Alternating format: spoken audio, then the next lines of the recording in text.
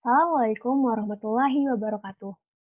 Halo student, selamat datang di kelas marketing. Pada video kali ini, kita akan membahas penerapan analisa pasar. Mulai dari pengertian, tujuan, ruang lingkup, dan langkah-langkah analisa pasar. Hal ini berkaitan dengan materi sebelumnya, yaitu analisa pasar. Kalau kalian masih ingat, pada materi sebelumnya dijelaskan mulai dari pengertian, jenis-jenis, sampai unsur-unsur pasar. Oleh karena itu, pada kesempatan kali ini saya akan membahas materi selanjutnya, yaitu penerapan analisa pasar. Dan sebelum itu, saya ingin memastikan kalian untuk duduk yang rapi, duduk yang tegak, dan mencatat materi pada kesempatan kali ini. Definisi. Analisa atau analisis adalah suatu kegiatan untuk mencermati dan mengamati secara terperinci suatu objek dengan cara menguraikan unsur-unsur pembentuknya atau penyusunnya untuk dikaji lebih lanjut. Pasar atau market adalah tempat bertumbuhnya penjual dan pembeli untuk melakukan transaksi ekonomi, yaitu membeli atau menjual barang dan jasa atau sumber daya ekonomi atau faktor. Selanjutnya adalah definisi analisis pasar. Analisis pasar adalah suatu penganalisasian atau penyelenggaraan untuk mempelajari berbagai masalah pasar. Analisis pasar akan menyangkut lokasi pasar, luasnya pasar, sifatnya pasar, dan karakteristik pasar. Selanjutnya adalah tujuan analisa pasar. Secara umum, tujuan analisa pasar yaitu untuk memberikan gambaran pada para pemasar untuk melihat kondisi pasar secara keseluruhan, baik dari segi konsumen, peluang produk, serta persaingan dengan merek lain. Secara spesifik, tujuan analisa pasar adalah yang pertama, mengenal lingkungan pasar. Yang kedua, mengenal tipe-tipe pasar. Yang ketiga, mengetahui karakteristik pasar. Yang keempat, menentukan keputusan yang tepat. Yang kelima, menghadapi para pesaing. Yang keenam, melaksanakan kebijakan dalam pemasaran. Yang ketujuh, membuat program dalam bidang pemasaran. Yang kedelapan, mengenal ciri-ciri pasar. Selanjutnya, ruang lingkup. Secara umum, ruang lingkup analisa pasar mencakup permasalahan mengenai A. Barang dan jasa yang dipasarkan. B. Letak pasar, sifat dan karakteristik pasar. C. Organisasi pembelian. Seorang manajer pemasaran harus mengetahui siapa yang membeli barang, siapa yang menggunakan barang, dan siapa yang paling berpengaruh di dalam pembelian barang tersebut. D. Kegiatan pembelian. E. Perkembangan pembelian. F. Saingan perusahaan. Dan G. Pola pembelian. Selanjutnya, langkah-langkah analisa pasar. Langkah-langkah analisa pasar terdapat 6. Yang pertama, menentukan pasar relevan. Yang kedua, menganalisis permintaan primer untuk pasar relevan. Yang ketiga, menganalisis permintaan selektif dalam pasar relevan. Yang keempat, menetapkan segmen pasar. Yang kelima, menilai persaingan. Yang keenam, mengidentifikasikan pasar sasaran potensial. Yang pertama, menentukan pasar relevan. Pasar relevan merupakan serangkaian produk dan jasa di dalam struktur pasar produk total yang dinilai pihak manajemen sangat penting dan strategis. Produk total itu apa sih?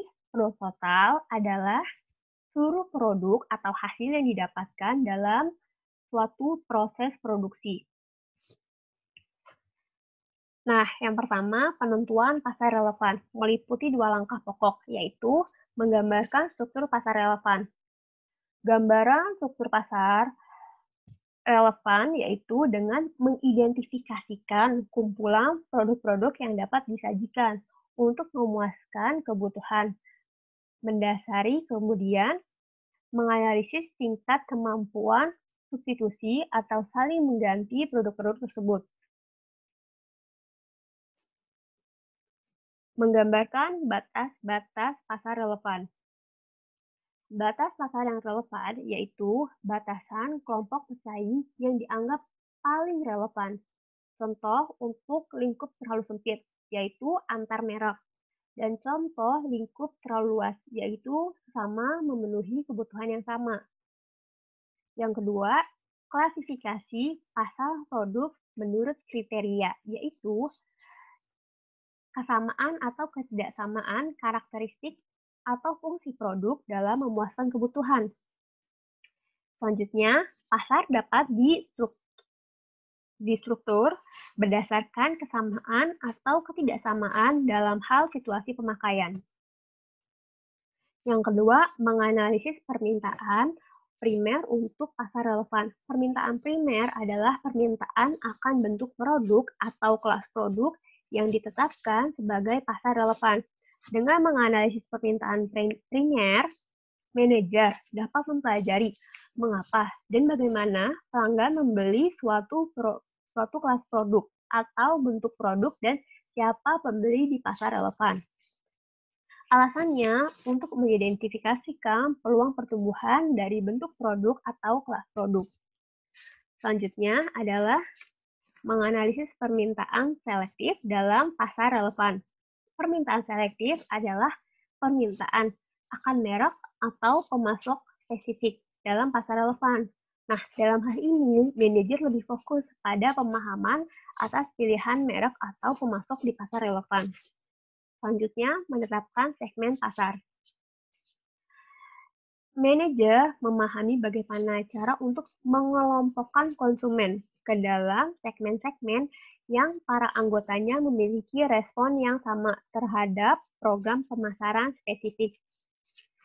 Selanjutnya adalah menilai persaingan. Manajer menilai produk atau mereknya dibandingkan dengan tawaran dari para pesaingnya. Manajer harus mencermati persepsi konsumen terhadap produk atau mereknya dibandingkan para pesaing. Salah satu cara efektif untuk mendapatkan informasi penting mengenai pesaing adalah melalui competitive intelligence. Nah, kecerdasan kompetitif ini apa sih? Kecerdasan kompetitif adalah pengumpulan sistematis dan analisis informasi dari berbagai sumber dalam program yang terkoordinasi. Selanjutnya, mengidentifikasikan pasar sasaran potensial. Tujuan akhir dari tahapan ini adalah mengidentifikasikan peluang terbaik guna menciptakan pelanggan yang puas dan loyal. Untuk menganalisis pasar tersebut, seorang manajer harus mampu menjawab pertanyaan-pertanyaan tentang yang pertama, berapa besar dan luas ukuran pasar tersebut? Yang kedua, bagaimana prospek pertumbuhan pasar tersebut? Yang ketiga, apakah cukup banyak pilihan produk dan mereknya? Yang keempat, apakah ada kesulitan dalam pemasaran produk serta mereknya terbentuk? Yang kelima, apakah kebutuhan suatu segmen pasar tersebut terpenuhi atau tidak? Oke, itu saja video pada pembahasan pada materi kali ini. Terima kasih telah menyimak video pembahasan pada materi kali ini. Semoga bisa dijadikan pembelajaran yang berharga dan ilmu yang bermanfaat untuk kalian yang mendengarkan. Mohon maaf jika ada kesalahan dalam penyampaian.